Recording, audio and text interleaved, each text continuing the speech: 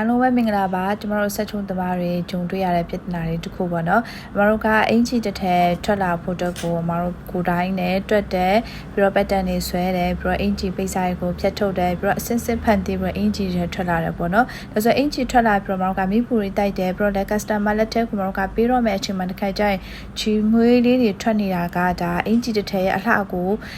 ရုပ်ဆိုးစေတယ်ပေါ့နော်မတက်မရက်တလို့ဖြစ်သွားစေတယ်အဲ့လိုမျိုးကျွန်မတို့တစ်ခါတည်းကျစိတ်အနှောက်အယှက်ဖြစ်ရတာပေါ့နော်အဲ့ဒါဆိုတော့မတို့ကနောက်ပိုင်းအခုမှဘာလုပ်လဲဆိုတော့ ready made ထဲပဲဖြစ်ဖြစ်ဒီလိုမျိုးမြန်မာဝတ်စုံတွေပဲချုပ်တဲ့အခါမှာအဲ့ဒီ